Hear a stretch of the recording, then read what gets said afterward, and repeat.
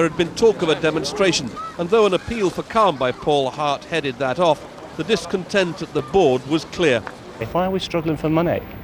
That's what I can't understand. If you look at the figures, Forest on their average home gate are bringing in about 7 million a year, 6-7 million. Our outgoings, players maybe 3 million, 3.5, servicing the debt, 1 million, so where's the rest of the money going? As if catching the mood, Forest just couldn't get to grips with the game early on, and a Gillingham side, themselves experiencing a run of good results, took an early lead through Paul Shaw.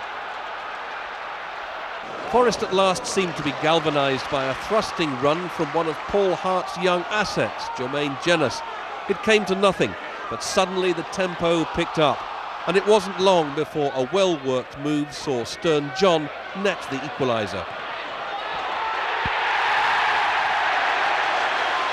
A good turn and cross by David Johnson and a near-post formality. The rest of the half was a litany of Forest good opportunities and near misses. Stern John could have had 2 more himself, with 2 headers from Nicky Summerby crosses. While Johnson was the supplier from a sweeping move down the left, only for Gareth Williams to clip it the wrong side of the post. 1 each at the break, but when Forest went ahead with Stern John's second, Summerby the delivery again, after dominating the second half's opening exchanges, that looked like it.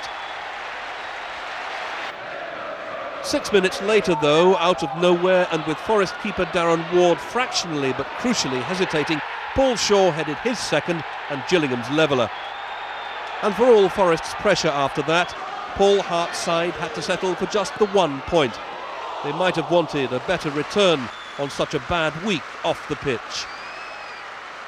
We've been very focused on the game, and certainly we were determined not to use any of the stuff that's gone on as excuses for our performances if we'd have played badly. But as it happened, we played very well. Yeah, I feel a bit sorry for them, to be fair, because as you say, they're a very young side. There's a lot of uncertainty going on at the club at the moment.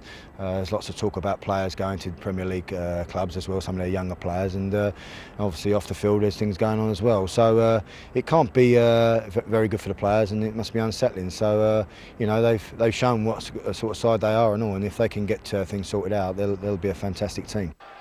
Tough times for this fledgling manager to cope with, but there's no doubting the young talent he's brought in and the fans' very positive response to that. He just needs to be able to keep them, that's all.